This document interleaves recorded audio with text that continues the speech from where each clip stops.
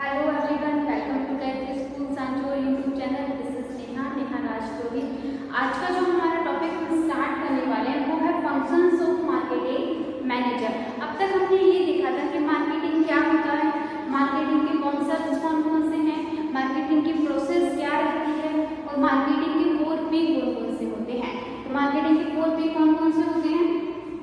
सबसे पहले product, price, place and promotion, right. Marketing concept में हम लोगों ने देखा था प्रोडक्शन कॉन्सेप्ट, प्रोडक्ट कॉन्सेप्ट, हमारा सेलिंग कॉन्सेप्ट, मार्केटिंग कॉन्सेप्ट और कस्टमर ओरिएंटेड कॉन्सेप्ट। मार्केटिंग की प्रोसेस जो शुरू होती है हमारे प्रोडक्शन से पहले और खत्म होती है हमारे सेलिंग के बाद में। क्लियर? अब हमारे सामने क्वेश्चन ये आता है कि एक बिजनेस ऑर्गेनाइजेशन के अंदर एक मार्केटर जो होता है या एक मार्केटिंग मैनेजर जो होता है वो क्या क्या फंक्शंस करता है, कौन कौन से कार्य करता है। तो उन्हीं कार्यों को हम लोगों ने वन बाय वन हम लोग अच्छे से डिस्कशन करेंगे। तो मैंने ये लिखा है फंक्शंस ऑफ मार्केटिंग मैनेजर या फिर मार्केटर, कि एक हमारा जो विपणन प्रबंधक होता है हमारे बिजनेस ऑर्गेनाइजेशन के अंदर, उसके कौन कौन से इंपॉर्टेंट फंक्शंस रहते हैं जिससे वो मार्केट का पूरा होल एनालिसिस करता है और जिससे हमारे जो संगठन या कंपनी संस्था जो है उसके अंदर बहुत हेल्पफुल तरीके से अच्छी प्लानिंग करके हम अच्छा क्रियान्वयन करके हम रिजल्ट्स या गोल्स को बेटर वे से अचीव कर सकते हैं। तो स्टार्ट करते हैं। फर्स्ट हमारा जो फंक्शन मैंने कार्य लिखा है बाजार विश्लेषण के कार्य, कि हमारा एक बिजनेस ऑर्गेनाइजेशन के अंदर एक मार्केटर का वर्क रहता है कि वो मार्केट का एनालिसिस करे। अब मार्केट में किस चीज का एनालिसिस करे? तो मैंने लिखा है सूचनाएं एकत्रित करना प्लस विश्लेषण करना। सूचनाएं किनसे संबंधित होनी चाहिए और फिर उनका विश्लेषण करना, उनसे एक कंक्लूजन निकालना, रिजल्ट निकालना कि यस इन डाटा का, इन सूचनाओं का, इन इंफॉर्मेशन का हम संगठन के गोल्स अचीव में या बेटर अचीवमेंट के अंदर कैसा यूटिलाइज करें। तो वही मैंने यहाँ पे आप लोगों के पॉइंट्स में डिफाइन किया है। प्रतिस्पर्धा स्थिति का ज्ञान, भावी ग्राहकों का पता लगाना, ग्राहकों की रुचि आवश्यकता का ज्ञान। मतलब एक मार्केटर मैनेजमेंट या फिर मार्केटर जो होता है या मार्केटिंग मैनेजर जो बिजनेस ऑर्गेनाइजेशन के अंदर काम करता है उसका ये फंक्शन रहता है कि वो बाजार का विश्लेषण करे। बाजार विश्लेषण से तात्पर्य है कि बाजार की क्या स्थिति है, बाजार में ग्राहकों की रुचि, इच्छाएं, आवश्यकताओं से संबंधित सूचनाएं एकत्रित करना प्लस उन सूचनाओं का विश्लेषण करना कि हमारे प्रतिस्पर्धी जो है उनकी क्या कंडीशन है, मार्केट की क्या कंडीशन है, आगे फ्यूचर में कौन कौन सी मार्केट में चेंजेस आ सकते हैं, बाजार का वातावरण कैसा चल रहा है, क्या भावी बदलाव आ सकते हैं, भावी हमारे ग्राहक कौन कौन से बन सकते हैं, हमारे प्रतिस्पर्धियों की क्या स्थिति है, उनके मुकाबले हमें कौन से अचीव या कौन से चेंज करने हैं। तो डेफिनेटली हम कह सकते हैं कि एक मार्केटिंग मैनेजर जो होता है बिजनेस ऑर्गेनाइजेशन के अंदर उसे बाजार का विश्लेषण करना होता है। इसके अंतर्गत वो बाजार से संबंधित, ग्राहकों से संबंधित, प्रतिस्पर्धी जो हमारे हैं उनसे संबंधित सूचनाओं को एकत्रित करता है, उनका विश्लेषण करता है और उन विश्लेषणों से रिलेटेड पता चलता है कि प्रतिस्पर्धा स्थिति का ज्ञान, क्या स्थिति है प्रतिस्पर्धियों की, हमारे भावी ग्राहक कौन कौन से हो सकते हैं, बाजार में ग्राहकों की इच्छाएं, आवश्यकताएं, मांग वगैरह क्या है, इन सारों के बारे में हमें पता लगता है, ज्ञान होता है, जिससे हमारा संगठन उन्हीं चीजों को ध्यान में रखकर ग्राहक की संतुष्टि को महत्वपूर्ण मानकर आगे की प्लानिंग कर पाता है, उनके लिए ऑब्जेक्टिव डिसाइड कर सकता है। तो फर्स्ट मार्केटिंग मैनेजर का यही वर्क रहता है कि बाजार विश्लेषण के कार्य। तो इसमें आप लोगों ने जो की पॉइंट्स देखे हैं वो आप लोगों को पता होने चाहिए। सूचनाएं एकत्रित करना, विश्लेषण करना, इससे होगा क्या, प्रतिस्पर्धा की स्थितियों का ज्ञान मिलेगा, भावी ग्राहकों का पता चलेगा, बाजार वातावरण का पता चलेगा, ग्राहकों की क्रय शक्ति क्या है उसके बारे में इंफॉर्मेशन मिलेगी, हमें क्या क्या चेंज करने हैं, ग्राहकों की संतुष्टि का स्तर क्या है, हमारे जो प्रतिस्पर्धी हैं उनका स्टैंडर्ड क्या है, हमारे ग्राहकों की रुचि, आवश्यकता, इच्छा, मांग, इन सब के बारे में क्या होगी, जानकारी प्राप्त होगी, जिनका यूज लेके हम ग्राहकों की संतुष्टि को अधिकतम कर पाएंगे। सेकेंड लिखा है विपणन नियोजन, नाम से स्पष्ट है मार्केटिंग प्लस हमारी प्लानिंग, कि हम जो मार्केटिंग प्रोसेस यूज दे रहे हैं उसको बेटर या बेस्ट वे के अंदर उसकी प्लानिंग करना, ये भी हमारा एक मार्केटिंग मैनेजर का होता है। तो वही लिखा है विपणन प्लस नियोजन, मतलब मार्केटिंग प्लस प्लानिंग। मार्केटिंग के अंदर हम कौन कौन से वर्क्स के लिए प्लान करेंगे कि हमारा उत्पादन का इसमें ज़्यादा से ज़्यादा वृद्धि हो, हमें जो रॉ मटेरियल मिल रहा है वो कम से कम लागत में अच्छी से अच्छी गुणवत्ता वाला मिले, हमारे जो ग्राहकों या बाजार का विश्लेषण हम उत्पादन से पूर्व कर रहे हैं वो बहुत ही अच्छे तरीके से हो, जो हम बाजार विश्लेषण के कार्य में क्या कर लेते हैं, कंप्लीट कर लेते हैं। और इसी बाजार विश्लेषण के कारण से जो सूचनाएं हमें एकत्रित होती है उन्हीं सूचनाओं के आधार पर हम ये नियोजन करते हैं कि हमें इस मार्केटिंग अचीवमेंट या मार्केटिंग का जो उद्देश्य हमने निर्धारित किया है कि हमें हमारे उत्पादन स्तर को इतने स्तर तक वृद्धि करनी है, हमारे ग्राहकों को यहाँ तक संतुष्ट करवाना है, तो हमारे वस्तुओं का इतना प्रवर्धन करना है, हमारे वस्तुओं के इतनी बिक्री होनी चाहिए, हमारे ग्राहकों की संतुष्टि का ध्यान रखना है। तो ये सारी चीज़ों के लिए जो प्लान्स बनाए जाते हैं, नियोजन किए जाते हैं, वो हमारे इन्हीं बाजार विश्लेषण कार्यों को ध्यान में रख के सूचनाओं को एकत्रित जो करते हैं उन्हीं को ध्यान में रख के किया जाता है। तो यहाँ पे मैंने लिखा है विपणन, उत्पाद स्तर में वृद्धि, वस्तुओं का प्रवर्धन प्लस नियोजन, मतलब योजना और कार्यक्रम बनाना कि एक स्ट्रेटेजी प्रिपेयर करना जो वर्तमान में रह के की जाती है, भविष्य के लिए की जाती है और भावी भूतकाल को या हमारे जो अनुभव होते हैं उनको ध्यान में रख के की जाती है। तो वही है मार्केटिंग के लिए कि हमें ज़्यादा से ज़्यादा उत्पादन स्तर में वृद्धि, ज़्यादा से ज़्यादा वस्तुओं के बारे में लोगों को पता चले, ग्राहकों की वृद्धि हो, ग्राहकों को संतुष्टि मिले, इन सब चीज़ों को ध्यान में रखते हुए, इन सब का उद्देश्य निर्धारित करते हुए योजना बनाना, कार्यक्रम तैयार करना, उसी का क्रियान्वयन करते हुए, उसी स्ट्रेटेजी पर चलते हुए गोल्स को अचीव करने का और मार्केट में अपने संगठन को बनाए रखने का उद्देश्य रखता है हमारा मार्केटिंग मैनेजर। थर्ड फंक्शन मैंने लिखा है विपणन संचार कार्य, मतलब विपणन संचार मतलब हमारे प्रोडक्ट से रिलेटेड या फिर आपके बिजनेस ऑर्गेनाइजेशन को अगर मार्केट के अंदर टिकना है तो अपने प्रोडक्ट्स के बारे में एक संचार व्यवस्था, एक कुशल संचार व्यवस्था का होना बहुत ज़रूरी है। और वो कुशल संचार व्यवस्था की स्थापना जो करता है वो हमारा मार्केटिंग मैनेजर करता है। उसका ये कार्य होता है कि वो अपने संगठन के मार्केटिंग से रिलेटेड जितने भी कम्युनिकेशन वर्क्स हैं उनको बहुत अच्छे से कंप्लीट करे ताकि ग्राहकों तक प्रोडक्ट की इंफॉर्मेशन पहुंचे और संस्था तक जो फीडबैक होता है वो अच्छे से पहुंचे ताकि इम्प्रूवमेंट भी हो और ग्राहकों की अधिकतम संतुष्टि दी जा सके। तो यही मैंने यहाँ पे लिखा है कि विपणन संचार कार्य जो होते हैं उनके साधन कौन कौन से हो सकते हैं। तो पहला लिखा है विज्ञापन, विक्रय संवर्धन, विपणन अनुसंधान, प्रचार, विक्रय कला, सुझाव इत्यादि। मतलब हमारा जो मार्केटिंग मैनेजर होता है उसका काम होता है कि वो अपने प्रोडक्ट से रिलेटेड मार्केट में जो इन्फॉर्मेशन है उनका प्रचार करे, ज़्यादा से ज़्यादा सेलिंग कैसे हो सकती है इसके ऊपर ज़्यादा से ज़्यादा रिसर्च करे, ज़्यादा से ज़्यादा टेक्निक्स को यूज ले और उन सभी टेक्निक्स के अंदर ये सारे ही साधन यूज लिए जाते हैं कि एडवर्टाइजमेंट किया जाता है, हमारा जो विक्रय संवर्धन सेल्स प्रमोशन किया जाता है, मार्केटिंग रिसर्च की जाती है, प्रचार किया जाता है, विक्रय कला, सुझाव, ये सब। इनमें दो तरीकों की चीज़ें होती है, जहाँ पे भी संचार की बात आ जाती है, मतलब कम्युनिकेशन की बात आ जाती है, वहाँ पे हम कह सकते हैं कि हमारा दोनों ही साइड से कम्युनिकेशन कंप्लीट हो तभी वो बेस्ट कम्युनिकेशन माना जाता है। तो मार्केटिंग मैनेजर जो होता है उसका काम होता है कि वो टू वे का कम्युनिकेशन करवाए। अब टू वे का कम्युनिकेशन किसके बीच में होगा, संगठन और ग्राहक के बीच में, संस्था और कस्टमर के बीच में। तो वही चीज़ें होगा कैसे, अगर हमारी संस्था के किसी प्रोडक्ट के बारे में हमारे ग्राहक को, जनता को या कस्टमर को इंफॉर्मेशन देनी है तो प्रचार, विक्रय संवर्धन, विक्रय कला, ये सारे में जो साधन होते हैं वो मार्केटिंग मैनेजर के द्वारा यूज लिए जाते हैं ताकि ताकि जनता तक हमारे प्रोडक्ट की, हमारे जो मार्केट में हम उपलब्ध करवा रहे हैं उसकी इंफॉर्मेशन हमारे कस्टमर्स तक पहुँचे।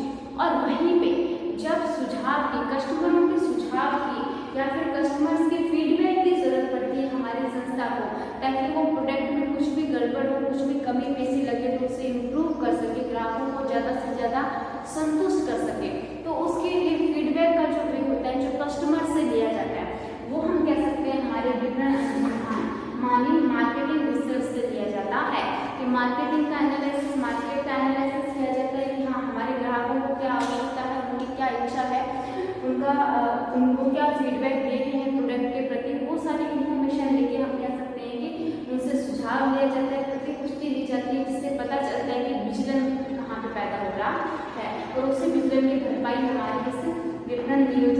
डेवलपमेंट की जाती है।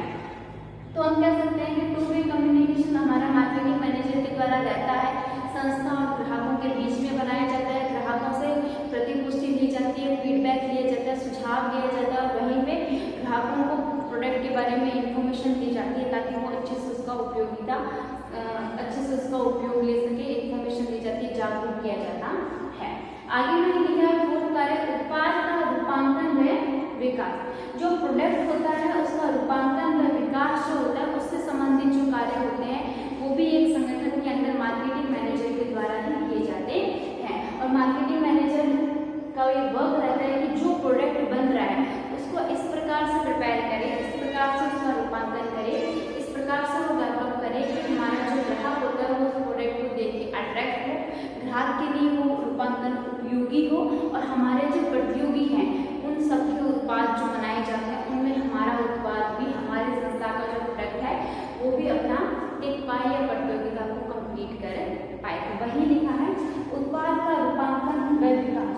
तो मार्केटिंग मैनेजर के द्वारा ऐसा उत्पाद बनाने के, ऐसा उत्पाद का रूपांतरण करने की कोशिश की जाती है जिससे हमारा उत्पाद आकर्षक बने, यानी ग्राहक उससे अट्रैक्टिव हो उसे खरीदने के लिए, और हमारा जो उत्पाद है वो हमारे प्रतियोगिता योग्यता, मतलब जितने भी हमारे कॉम्पिटिटर प्रोडक्ट्स हैं उनके अंदर वो भी टिक पाए, और उपयोगिता मतलब एक अर्थ है कि एक अगर रूपांतरण अच्छा किया हुआ होता है किसी भी प्रोडक्ट का तो उसका यूटिलाइजेशन भी अच्छे से हो पाता है। जैसे हम कह सकते हैं कि बहुत सारी चीज़ें जो हम लेके आते हैं वो खुली भी मिलती है और पैकिंग में भी मिलती है। तो जो पैकिंग वाली रूपांतरण होती है वो उसकी यूटिलाइजेशन या उपयोगिता को बढ़ाती है, ग्राहक को अट्रैक्ट करती है। जैसे हम सोयाबीन बड़ी जो हमारी आती है उसी का हम एग्जाम्पल ले लेते हैं, वो खुली भी मिलती है और हमारे पैकेट में पूरे बॉक्स में पैक होकर भी मिलती है। तो ये जो पैकेट में पैक होकर मिल रही है वो एक रूपांतरण है उत्पाद का जो मार्केटिंग मैनेजर के द्वारा किया जाता है कि हाँ इससे हमारा ग्राहक अट्रैक्ट होता है खरीदने के लिए उस प्रोडक्ट को, और वहीं पे उसकी जो उपयोगिता होती है वो भी बढ़ जाती है और हमारे जितने भी कॉम्पिटिटिव प्रोडक्ट्स हैं उनके कंपैरिजन में हमारा प्रोडक्ट भी उनको बीट कर पाता है। ये भी मार्केटिंग मैनेजर का भी फंक्शन होता है कि वो मार्केट में अपने प्रोडक्ट को कितने बेटर वे से, कितने बेस्ट वे से परफॉर्म करवाए जिससे हमारा ग्राहक ज़्यादा से ज़्यादा उसको खरीदने के लिए अट्रैक्ट हो और ज़्यादा से ज़्यादा उसको संतुष्टि मिले। आगे पांचवा मैंने लिखा है बाजार वर्गीकरण, यानी मार्केट क्लासिफिकेशन हम कहते हैं। बाजार वर्गीकरण हम सबको पता है कि एक बिजनेस ऑर्गेनाइजेशन जो होती है वो सभी ग्राहकों को संतुष्ट नहीं कर सकती। हर ग्राहक की इच्छा, हर ग्राहक की आवश्यकता, हर ग्राहक की रुचि भिन्न भिन्न होती है और जैसे उसकी आवश्यकता है वो वही उत्पाद को खरीदना पसंद करता है। तो हर ग्राहक को संतुष्ट करना संभव नहीं हो पाता, इसीलिए जो समान विशेषताएं वाले, समान इच्छा को रखने वाले, समान आवश्यकताओं वाले ग्राहक होते हैं उनके लिए, उन समूहों के लिए कुछ उप बाजारों को बना दिया जाता है जिसके अंदर उनको पूर्णतः संतुष्टि भी मिलती है और संस्था भी अपने उत्पादों के क्रियान्वयन को बेस्ट तरीके से परफॉर्म कर पाती है। तो वही लिखा है बाजार वर्गीकरण, मतलब बाजारों का वर्गीकरण करना किसके आधार पे, ग्राहकों के समान आवश्यकताओं, समान विशेषताओं, समान रुचियों, समान इच्छाओं के आधार पे।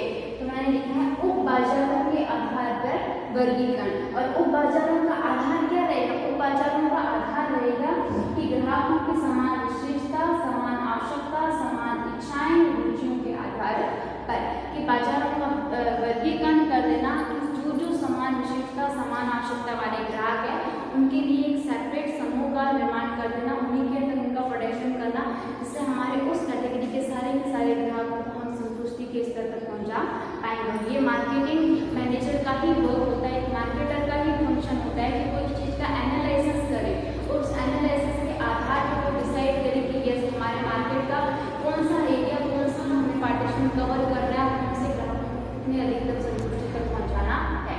तो ये 5 हमारे हो गए। नेक्स्ट हम देखते हैं सो गए। अब हम पढ़ते हैं हमारा 6th फंक्शन क्या रहता है, 6th वर्क क्या रहता है जो हमारे टेक्निकल वर्ड्स में दिया गया है हमारे बुक के अंदर, प्रमाणीकरण एवं श्रेणी।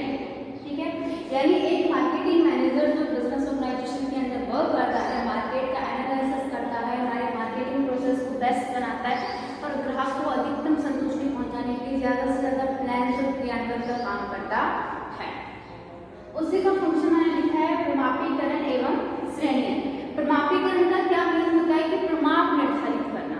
अब प्रमाप किसके डिसाइड एक मार्केटिंग मैनेजर जो होता है एक पर्सनल बिजनेस ऑर्गेनाइजेशन का होता है। क्या किसके मार्केटिंग किसके प्रमाप डिसाइड करेगा? वो मार्केट पे डिसाइड करेगा? नहीं, क्योंकि एक सिंगल इंडिविजुअल पर्सन तो मार्केट पे डिसाइड कर नहीं सकता, और मार्केट तो वैसे भी ग्राहक है, मार्केट का राजा, तो वो डिसाइड करेगा। तो जो हमारा मार्केटिंग मैनेजर होता है वो कौन से प्रमाप डिसाइड करेगा? वो डिसाइड करेगा जो वो प्रोडक्ट अपने ऑर्गेनाइजेशन के अंदर बना रहा है उसके स्टैंडर्ड को डिसाइड करेगा, उसके मापदंड को निर्धारित करेगा कि मेरा जो प्रोडक्ट हम बना रहे हैं वो इस स्टैंडर्ड का होना चाहिए, इस गुणवत्ता का होना चाहिए, इस कीमत का होना चाहिए, इस किस्म का होना चाहिए। तो वही निर्धारित करना, पूर्व में निर्धारित कर देना कि हमारा जो उत्पाद है वो कौन से मापदंड को कौन से मापदंड पे खरा उतरना चाहिए और कौन से मापों को कंप्लीट करना चाहिए, उसी को प्रमाणीकरण कहा जाता है। श्रेणियां मतलब जो भी समान इसमें समान गुणवत्ता वाली वस्तुएं हैं, प्रोडक्ट है, उनको एक श्रेणी के अंदर शामिल करना ताकि सुविधाजनक हम उनका आगे प्रोसेस में सर्कुलेशन चला के विक्रय कर सकें। तो ये दोनों ही जो काम किए जाते हैं वो हमारे मार्केटिंग मैनेजमेंट के या मार्केटिंग मैनेजर के डिपार्टमेंट के थ्रू किए जाते हैं। तो मैंने लिखा है प्रमाणीकरण का मीन लिखा है आपके लोगों के एरो करके, पूर्व में वस्तुओं के उत्पादन का प्रमाप व मापदंड निर्धारित करना कि कौन से स्टैंडर्ड का प्रोडक्शन करना है, कौन सी किस्म, कौन सी गुणवत्ता, कौन सी कीमत तक का प्रोडक्शन प्रोसेस मुझे कंप्लीट करवाना है मेरे बिजनेस ऑर्गेनाइजेशन के अंदर। ये पहले से ही डिसाइड कर देना, ये पहले से ही निर्धारित कर देना, मतलब एक लाइन डिसाइड कर देना कि ये टारगेट है, इसके अकॉर्डिंग या इसी को ध्यान में रख के करना है, इस स्टैंडर्ड का प्रिपेयर करना है, उसी को कहा जाता है प्रमाणीकरण। ठीक है, यानी पूर्व में वस्तुओं के उत्पादन का प्रमाप व मापदंड निर्धारित कर देना, उसी को प्रमाणीकरण कहा जाता है। और बाद में इनको मैच किया जाता है हमारे वास्तविक उत्पादन से, कि जो हमने प्रमाप निर्धारित किया था और जो हमने वास्तविक एक्चुअल में हमने प्रोडक्शन किया है, उन दोनों प्रमाप मापदंडों और वास्तविक के जो हमारे प्रोडक्शन है उनमें क्या विचलन प्राप्त होता है। ठीक है, श्रेणियों का मीन लिखा है उत्पादित वस्तुओं को किस्म व गुण के आधार पर बांटना, समान किस्म की समान गुण की जो वस्तुएं हैं उनको श्रेणीयत करना, उनको बंटवारा करना, उनको एक समूह में शामिल करना। ये हमारा काम जो रहता है वो मार्केटिंग मैनेजर का रहता है कि वो प्रमाप डिसाइड करता है अपने प्रोडक्शन लेवल के, और जो समान किस्म की समान गुणवत्ता की वस्तुएं होती है उनका वर्गीकरण करता है, श्रेणीयन करता है, समूहन बनाता है।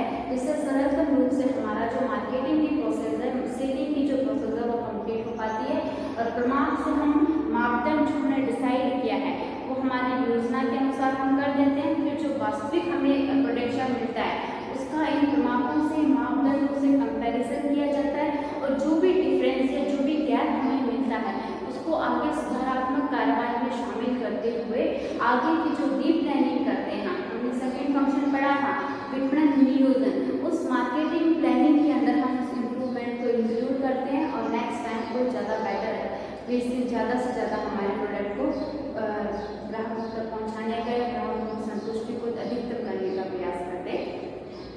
ये तो था हमारा प्रमाणीकरण और श्रेणीयन। आगे मैंने लिखा है पैकेजिंग व लेबलिंग, मतलब एक वस्तु का आपने प्रमाण डिसाइड कर दिया कि आपको ये बनाना है, प्रोडक्शन इस लेवल का होना चाहिए, वो डिसाइड हो गया, श्रेणीयन हो गया। अब हम उसकी क्या करेंगे, पैकेजिंग और लेबलिंग। तो ये काम जो होता है वो भी हमारे मार्केटिंग मैनेजर के अंदर ही किया जाता है, वो ही प्रोडक्शन और इनके पैकेजिंग और लेबलिंग के डिपार्टमेंट को हैंडल करता है। तो पैकेजिंग का क्या मीन होता है, पैकेजिंग और लेबलिंग दोनों को हम अच्छे से जानते हैं, क्योंकि हम सब कस्टमर्स हैं, हम सब प्रोडक्ट्स को खरीदते हैं और हम सब अच्छे से अवेयर है कि एक प्रोडक्ट की पैकेजिंग क्या होती है, एक प्रोडक्ट की लेबलिंग क्या होती है। तो वही लिखा है, उसको टेक्निकल वर्ड्स में हम कैसे डिफाइन करें। अगर हमारे एग्जाम में पूछ लिया जाए कि what is the mean by packaging and labelling of any product, तो हमें क्या लिखना है, पैकेजिंग उत्पाद का पैकेज रूपांतरण करना, और लेबलिंग पैकेज पर लेबल रूपांतरण करना। सिंपल से है, पैकेजिंग का मीन है उत्पाद का पैकेज रूपांतरण करना, मतलब जो हमारा प्रोडक्ट है उसको पैकेज या एक पैकिंग करना, उसको पैक करना, वही क्या है, पैकेजिंग है। और लेबलिंग उस पैकिंग के ऊपर, उस पैकेज के ऊपर जो लेबल लगाना होता है वही हमारा लेबलिंग कहलाता है। अब हम कहेंगे लेबलिंग और पैकेजिंग का यूज़ क्या होता है, ये क्यों करना पड़ता है एक मार्केटिंग मैनेजर को, ये इसलिए करना होता है क्योंकि कोई भी जो प्रोडक्ट होता है वो अगर पैकिंग के अंदर पैक है, एक तो वो अट्रैक्ट करता है हमारे कस्टमर्स को खरीदने के लिए, दूसरा हमारे कस्टमर्स को लगता है कि जो पैकेजिंग वाला प्रोडक्ट है वो ज़्यादा गुणवत्ता वाला होता है। थर्ड चीज, पैकेजिंग जो होती है वो वस्तु की उपयोगिता को बढ़ा देती है, कि वो पैक रहता है तो खराब होने के चांस थोड़े कम रहते हैं, वो उस हिसाब से उसकी जो उपयोगिता होती है उसको बढ़ा देता है। तो ये हमारे पैकेजिंग के मुख्य रूप से लाभ देखे जाते हैं, जिससे कस्टमर अट्रैक्ट होता है, वो उस उत्पाद को खरीदने के लिए प्रेरित होता है। लेबलिंग की अगर हम बात करें तो लेबलिंग का मतलब होता है उस प्रोडक्ट के बारे में इंफॉर्मेशन देना, वो सारी जो डाटा जो इंफॉर्मेशन होती है वो हमारे लेबल्स के रूप में चिपकाए हुए होते हैं पैकेज के ऊपर, उसी को हम लेबल कहते हैं। और लेबल जो होते हैं वो एक कस्टमर के लिए बहुत यूजफुल भी रहते हैं इंफॉर्मेशन के लिए, उस प्रोडक्ट में क्या क्या मिला है, वो प्रोडक्ट कैसे यूज करना है, ये सारी चीजें हमारे लेबलिंग में लिखी जाती है। जैसे हम मेडिकल लाइन में एग्जाम्पल देखें तो टैबलेट्स के जो आते हैं पैकेट्स, उन सबके जो लेबल्स आप लोगों ने देखे होंगे, एक एक चीज की डिटेल्स उसके ऊपर लिखी रहती है कि ये इसमें क्या क्या चीजें शामिल है, कैसे यूज लेना है, क्या इसके एक्सपायरी डेट है, कब ये बनी है, ये सारी ही चीजें वो लेबल है जो इन्फॉर्मेशन हमें बताता है उस पैकेजिंग के ऊपर। और ये करना इसलिए जरूरी होता है ताकि ग्राहक जागरूक रहे, ग्राहक उसको रीड करे, ग्राहक को उस चीज के बारे में इंफॉर्मेशन मिली रहे, प्लस जो लीगल चीजें होती है वो भी क्लियरफाई रहे, ताकि हमारी संस्था जो होती है वो लीगलिटी के साथ में प्रोडक्ट की इंफॉर्मेशन अवेयरनेस ग्राहकों तक पहुंचाती रहे। तो वो सारी ही इंफॉर्मेशन लेबल के रूप में एक प्रोडक्ट के ऊपर लिख दी जाती है, और यही यूज रहता है हमारे लेबलिंग का। और पैकेजिंग जो उस प्रोडक्ट को सुरक्षित करने का काम करती है, उपयोगी बनाने का काम करती है, लॉन्ग टर्म तक चलाने का काम करती है, प्लस हमारे ग्राहक अट्रैक्ट होते हैं पैकेजिंग को देखकर। हर मार्केटिंग मैनेजर जो होता है वो चाहता है कि हमारा प्रोडक्ट की पैकेजिंग ऐसी हो जो कस्टमर को ज़्यादा से ज़्यादा अट्रैक्ट करे उस प्रोडक्ट को खरीदने के लिए। जैसे हम डेयरी मिल्क और चॉकलेट्स के जो पैकेट्स देखते हैं, उनके जो पैकेजिंग देखते हैं वो बहुत ही अट्रैक्टिव होती है, शाइनी पेपर्स होते हैं, तो वो अट्रैक्ट करते हैं कस्टमर्स को उन चीज़ों को खरीदने के लिए। बॉक्सेस में होते हैं, अलग अलग शेप्स में हमें चॉकलेट्स पैकेजिंग की हुई मिलती है। तो ये क्या है कि मार्केटिंग मैनेजर की ही मेथड है कि वो कस्टमर्स को कैसे अट्रैक्ट करे, ज़्यादा से ज़्यादा मार्केट के अंदर अपने प्रोडक्ट को कैसे ज़्यादा से ज़्यादा लेके आए। तो वही चीज़ है कि पैकेजिंग और लेबलिंग दोनों का जो वर्क रहता है वो मार्केटिंग मैनेजर के डिपार्टमेंट से ही हैंडल किया जाता है, मार्केटिंग मैनेजर के प्लान्स में ही इंक्लूड किया जाता है। आगे लिखा है ब्रांडिंग। ब्रांडिंग वर्ड आप सब लोग ब्रांडिंग या ब्रांड वर्ड को जानते ही हैं। तो ब्रांडिंग वर्ड क्या होता है, या ब्रांडिंग का जो काम होता है वो एक मार्केटिंग मैनेजर के लिए कैसे यूजफुल होता है, वो किस प्रकार करता है। तो सबसे पहले तो मैंने लिखा है उत्पाद का नाम का चुनाव प्लस ग्राहक का लगाव। होता ये है कि जो ब्रांड्स होते हैं वो हमारे कस्टमर्स के मन में, कस्टमर्स के दिमाग के अंदर एक छाप छोड़ देते हैं, जिस ब्रांड के नाम से ही वो उत्पाद बिकने लग जाता है। तो हर मार्केटिंग मैनेजर यही चाहता है, हर मार्केटर यही चाहता है कि इस प्रकार का ब्रांड का निर्धारण किया जाए हमारे प्रोडक्ट का, ताकि वो कस्टमर्स का इतना ज़्यादा लगाव हो जाए उस ब्रांड के नेम से कि हमारा प्रोडक्ट बस उस नाम से चले, उस नाम से ही बिके, उस नाम से उसकी अधिकतम बिक्री हो। होता क्या है, जैसे हम एग्जाम्पल ले लें एशवेल का, ठीक है, तो हिंदुस्तान यूनिवर्सल लिमिटेड जो हमारी, अगर उसका हम एग्जाम्पल ले लें तो वो बहुत सारे प्रोडक्ट्स बनाते हैं, जो हम कहते हैं लक्स, पॉन्ड्स पाउडर जो होता है, लक्स साबुन जो हमारी है, तो ये बहुत सारे प्रोडक्ट बनाते हैं। तो क्या इन सबका नाम हमारा एशवेल है? नहीं, लक्स का बकायदा एक अलग नाम है, लक्स उसी नाम से पॉपुलर है, उसी नाम से चलता है, तो ये इसका क्या है, ब्रांड डिक्लेयर किया गया, राइट। जो हमारा पॉन्ड्स है वो क्या है, पाउडर जो है वो उसका नाम क्या एशवेल है? नहीं है, मतलब वो कंपनी उसको बना रही है, तो क्या उसके नाम सारे जितने भी प्रोडक्ट्स वो उसको बना रही है वो सब उसी नाम से चलेंगे? नहीं, उनके खुद के ब्रांड होते हैं। जो पाउडर है वो पॉन्ड्स नाम के ब्रांड से चल रहा है। तो यही जो होता है कि ब्रांड का चुनाव ऐसे करो जो लक्स साबुन को खरीदने वाले ग्राहक है वो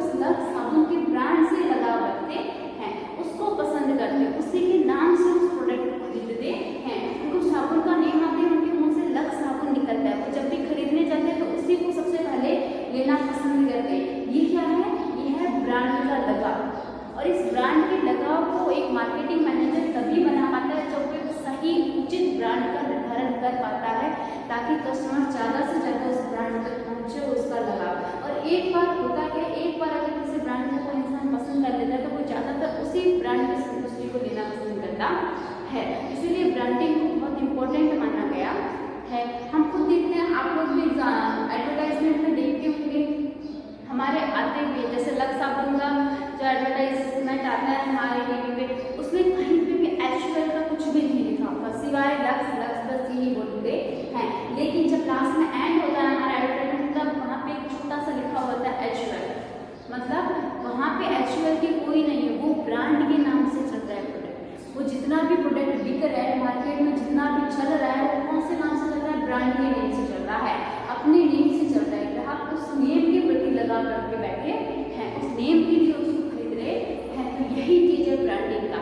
आप लोग ब्रांड्स की बहुत सारी चीजें खरीदते हैं, तो वही एक कोई व्यक्ति अगर ब्रांड की किसी चीज को लेना पसंद करता है तो वो फिर उसके लिए अट्रैक्ट हो जाता है, उसके लिए उसका लगाव उत्पन्न हो जाता है, जिससे वो उसी उत्पाद से अट्रैक्ट होकर उसी उत्पाद को ज़्यादा से ज़्यादा खरीदने की कोशिश करता है। तो ये मार्केटिंग मैनेजर का काम होता है कि उचित एक सही ब्रांड का निर्धारण करना, एक सही ब्रांड का चुनाव करना, ताकि वो ग्राहकों की आवश्यकता, ग्राहकों की जो मांग है वो भी पूरी कर सके, प्लस ग्राहकों के लगाव को उत्पन्न कर सके कि उस उत्पाद के प्रति ग्राहक को अपनत्व फील हो और वो उस उत्पाद या उस ब्रांड के लिए उनका लगाव उत्पन्न हो जाए, जिससे वो उसी ब्रांड के वस्तु को खरीदना पसंद करे। और एक बार मार्केट में अगर किसी एक वस्तु का ब्रांड चल जाता है या अच्छे तरीके से अपनी पैर बैठा लेता है, तो फिर वो बहुत ही यूजफुल रहता है, बहुत ही इंपॉर्टेंट रोल निभाता है हमारी संस्था के गोल्स को या सेलिंग को इंक्रीज करने के लिए। ठीक है, तो सही ब्रांड का जो चुनाव होता है वो बहुत इंपॉर्टेंट, बहुत ज़्यादा इंपॉर्टेंट होता है। और सही ब्रांड का जो चुनाव होता है वो बहुत ही महत्वपूर्ण भूमिका निभाता है हमारे बिजनेस ऑर्गेनाइजेशन के अंदर। आगे देखते हैं ग्राहक समर्थन सेवाएं, यानी कस्टमर समर्थन सेवाएं जो है वो हमारे मार्केटिंग मैनेजर का कैसे फंक्शन होता है। मार्केटिंग में काम क्या होता है, हमने पढ़ा था, हमने ग्राहकों को वस्तुएं दे दी है, बेच दिए, उसके पश्चात भी विक्रय उपरांत सेवाएं चलती है जिन्हें मार्केटिंग में पूर्ण किया जाता है। तो वही चीज है कि एक मार्केटिंग मैनेजर जो होता है वो ग्राहक समर्थन सेवाओं को बेहतर से बेहतर देकर अपने ग्राहकों को अधिकतम संतुष्टि प्रदान करवा सकता है। तो ये बहुत इंपॉर्टेंट है, ग्राहक की संतुष्टि अधिकतम होगी, यही आपके संगठन के सफलता की क्या है, कुंजी है। आज का जो हमारा मार्केटिंग कॉन्सेप्ट है वो कस्टमर ओरिएंटेड है, यानी ग्राहक जितना संतुष्ट हमारा जो प्रोडक्ट है वो उतना ही उत्पाद, और ग्राहक की अधिकतम संतुष्टि हमारे संस्था की सफलता। तो यही चीज है ग्राहक समर्थन सेवाएं, मतलब बिक्री के पश्चात ग्राहकों के हेल्प के लिए सुविधाएं देना, सहायताएं देना, सेवाएं देना, जिससे ग्राहकों की संतुष्टि को अधिकतम किया जा सके। यही मार्केटिंग मैनेजर का फंक्शन रहता है कि वो इस चीज के ऊपर ध्यान केंद्रित करता है, इन पॉइंट्स के लिए योजनाएं बनाता है कि हमारे ग्राहक को अधिकतम संतुष्ट कैसे किया जाए, क्योंकि उसे पता है मार्केटिंग का वर्क या मार्केट में अगर हमारे प्रोडक्ट को अच्छा रखना है, हमारे संगठन को टिका के रखना है, तो ग्राहक को अधिकतम से अधिकतम संतुष्टि प्रदान करनी होगी, और उसी के लिए वो ग्राहक समर्थन सेवाएं देता है। उसमें क्या क्या होती है वो मैंने लिखी है। बिक्री के बाद की सेवा, आप लोग देखते होंगे बहुत सारे प्रोडक्ट आप लोग खरीद लेते हो, लेकिन खरीदने के बाद भी आप लोगों को बहुत सारी सेवाएं दी जाती है, जैसे गारंटी की कि आप चेंज करवा सकते हो, आपका अगर प्रोडक्ट थोड़ा बहुत खराब हो जाता है तो आपको वारंटी दी जाती है कि आप इतने टाइम पीरियड में इसको सही करवा सकते हो, चेंज करवा सकते हो। तो ये क्या है, बिक्री के पश्चात की सेवाएं। ये क्यों दी जाती है एक मार्केटिंग मैनेजर प्लान के अंतर्गत? इसलिए दी जाती है ताकि हमारा ग्राहक जो हमारे प्रोडक्ट को खरीद रहा है वो उस प्रोडक्ट से जुड़ा रहे और वो अधिकतम संतुष्टि को प्राप्त करे, ताकि आगे वो उसी उत्पाद के लिए अट्रैक्ट हो, उसी उत्पाद को खरीदे। और एक ग्राहक अगर संतुष्ट होता है आगे 10 ग्राहकों को वो बनाता है उस उत्पाद को खरीदने के लिए। तो इसीलिए हर ग्राहक की संतुष्टि बहुत इंपॉर्टेंट कही जाती है। आगे लिखा है ग्राहकों की शिकायतें दूर करना। अब ग्राहकों से फीडबैक लेना कि आपने प्रोडक्ट यूज किया, आपको कैसा लगा। तो अगर कोई सुझाव है, कोई शिकायत है, तो उनको जानना, उसका एनालिसिस करना, उसे दूर करना, जिससे हमारा कस्टमर क्या होता है, सेटिस्फाई होता है। जैसे हम कस्टमर केयर कॉल्स करते हैं, हमारे कोई भी दिक्कत आ जाती है फोन वगैरह में,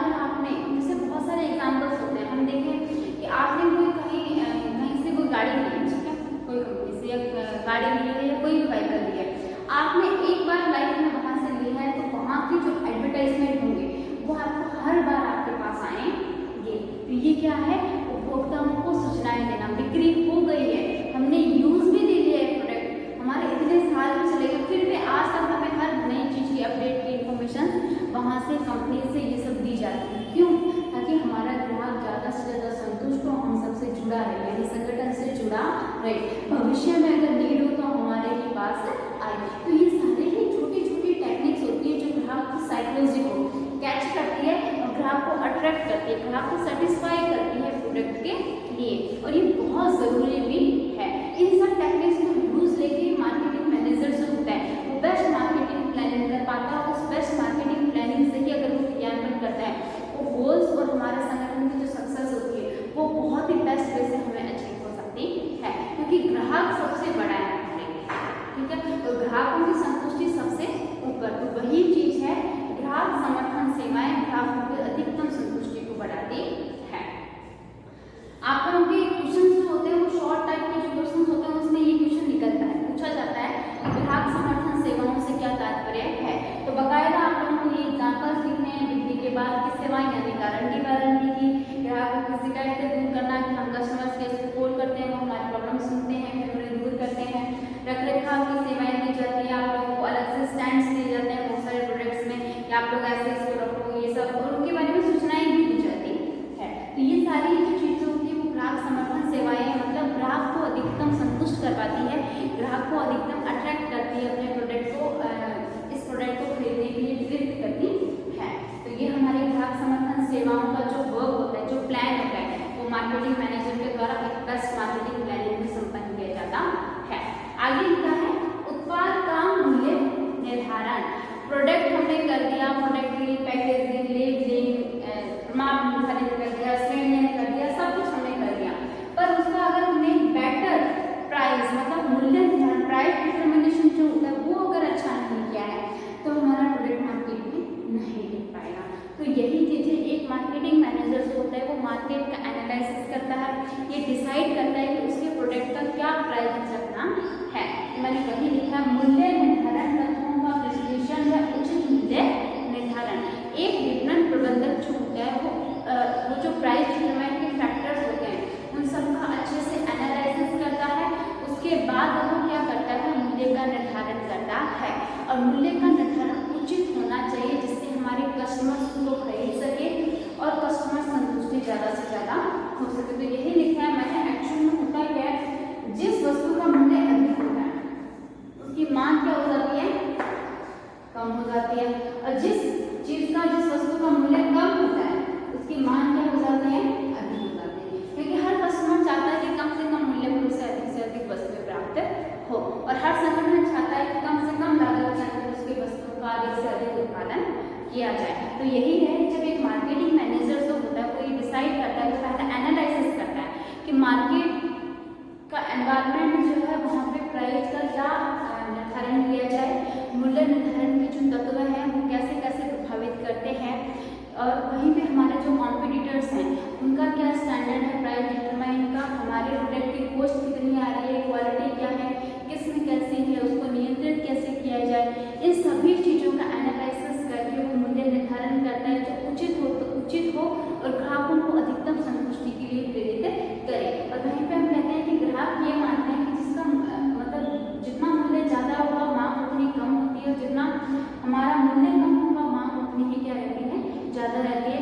और अगर एक उचित मूल्य निर्धारण कर देता है हमारा एक मार्केटिंग मैनेजर, अगर हमारा मार्केटिंग का जो विभाग होता है वो अगर उचित यानी एक परफेक्ट सेटिस्फाई प्राइस डिटरमाइन कर देता है तो हमारे कस्टमर ज़्यादा से ज़्यादा उस प्रोडक्ट को लेंगे, हमारे कस्टमर ज़्यादा से ज़्यादा कंफर्टेबल रहेंगे उस प्रोडक्ट के साथ में, सेटिस्फाई रहेंगे, और अगर कस्टमर सेटिस्फाई है तो हमारी संस्था सफलता में है। तो यही है कि उचित मूल्य निर्धारण करना सफलता को निर्धारण करने के समान है। आगे लिखा है कि विक्रय मतलब सेलिंग का जो वर्क होता है वो मार्केटिंग मैनेजर के द्वारा किया जाता है, वो विक्रयकर्ताओं के द्वारा किया जाता है, लेकिन उन विक्रयकर्ताओं की जो नीति का काम होता है वो हमारा मार्केटिंग मैनेजर करता है, प्लस जितना भी हमारा विक्रय विभाग होता है उसको हैंडल करने का जो काम होता है वो मार्केटिंग मैनेजर के डिपार्टमेंट से ही संपन्न किया जाता है। तो यही लिखना, मार्केटिंग मैनेजर जो होता है वो माल सामग्री का हस्तांतरण वह अनुबंध का काम करता है कि हाँ हमें जो ऑर्डर मिला है उसके लिए वर्क शुरू करना है, उस कॉन्ट्रैक्ट को रेडी करना है। प्लस मूल्य सूचियों का प्रकाशन करता है कि हमारे जितने भी कौन कौन सी वस्तु कितने कितने मूल्य में है वो डिसाइड करना, हमने जो पढ़ा प्राइस डिटरमाइन करना, वो सारा एनालिसिस करना वो भी हमारा मार्केटिंग मैनेजर करता है। प्लस विक्रयकर्ताओं को नियुक्त करना है जो हमारे सेल्स के लिए वर्क करते हैं। तो ये हमारा जो सेलिंग का फंक्शन रहता है वो भी हमारे मार्केटिंग मैनेजर के डिपार्टमेंट से मार्केटिंग मैनेजर के थ्रू ही किया जाता है। तो ये हमने देखिए कि प्रमाणीकरण, सेलिंग करना, पैकेजिंग व लेबलिंग करना, ब्रांडिंग की अच्छी ब्रांडिंग, ग्राहक समर्थन सेवाएं, उत्पाद का मूल्य निर्धारण और विक्रय। आगे भी हमारे बहुत सारे फंक्शन दिए गए, बहुत सारे कार्य हैं जो मार्केटिंग मैनेजर के द्वारा किए जाते हैं, वो हम देखेंगे। तो हमारा 12वां कार्य है परिवहन। मतलब हमारा जो मार्केटिंग मैनेजर है वो ट्रांसपोर्ट के फंक्शन में कैसे काम करता है। तो सबसे इम्पोर्टेंट है परिवहन का मतलब क्या, पहले हम वो देख लेते हैं। माल को एक स्थान से दूसरे स्थान तक पहुंचाना, वो मतलब हम एक स्थान से दूसरे स्थान तक पहुंचाना यानी स्थान उपयोगिता को पूरा करवाना। जब एक व्यक्ति को या ग्राहक को नीड होती है कोई वस्तु की, तो उस स्थान उस ग्राहक तक उस वस्तु को पहुंचाने के लिए हमें जिन साधनों की जरूरत पड़ती है उनका निर्धारण एक मार्केटिंग मैनेजर के द्वारा किया जाता है, उनकी व्यवस्था एक मार्केटिंग मैनेजर के द्वारा या मार्केटिंग विभाग के द्वारा संपन्न की जाती है। तो मैंने देखा है मार्ग निर्धारण करना, प्लस कोई भी जोखिम है हमारा परिवहन से माल से संबंधित उनका बीमा करवाना, वो भी हमारा मार्केटिंग मैनेजर के वर्क्स में ही माना जाता है। तो मार्ग निर्धारण करना कि जल्द से जल्द कौन से मार्ग में माल एक स्थान से दूसरे स्थान तक पहुंचाना है, प्लस बीमा करवाना यानी इंश्योरेंस करवाना, जोखिमों को कम करने की कोशिश करना। तो ये हमारा काम रहता है मार्केटिंग मैनेजर के विभाग से ही। अगला मैंने लिखा है संग्रहण।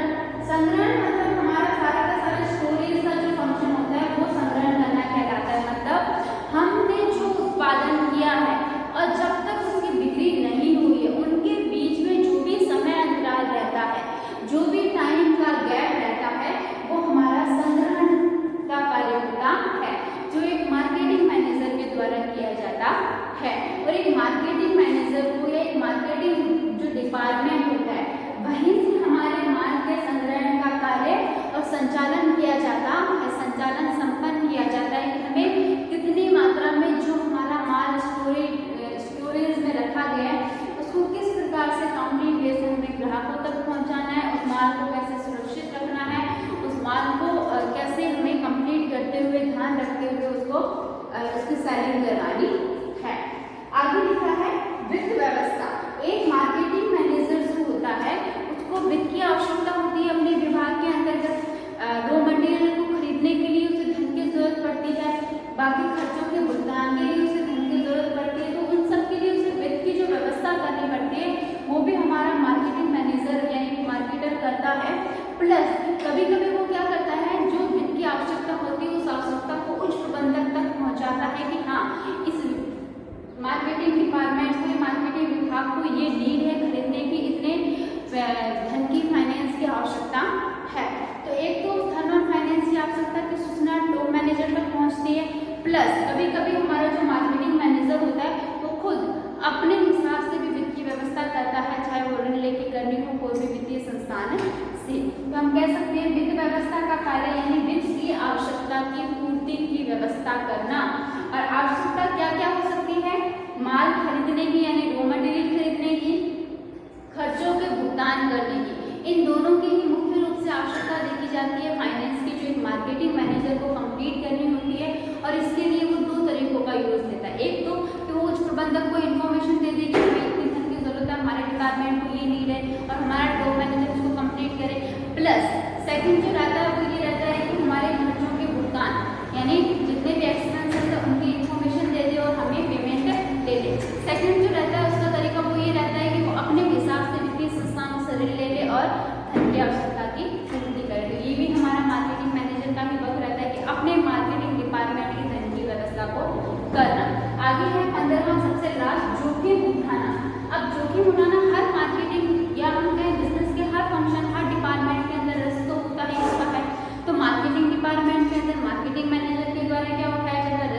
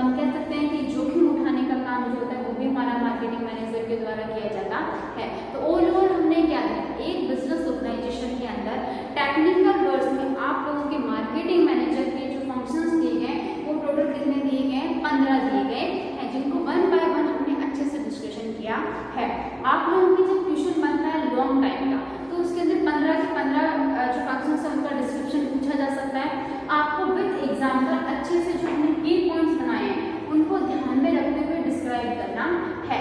प्लस हमारा शॉर्ट क्वेश्चन निकलते हैं, इनमें से पैकेजिंग लेबलिंग का निकल सकता है, ग्राहक समर्थन सेवाएं क्या होती है, बाजार विश्लेषण से क्या समझते हैं।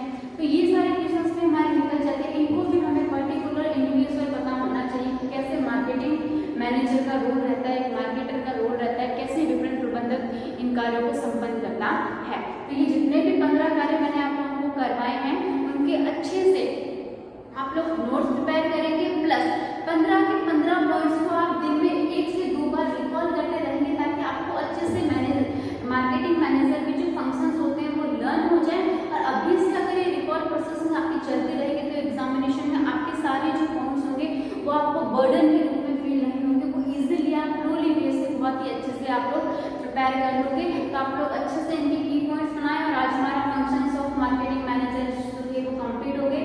अब आगे हम इंपॉर्टेंस देखेंगे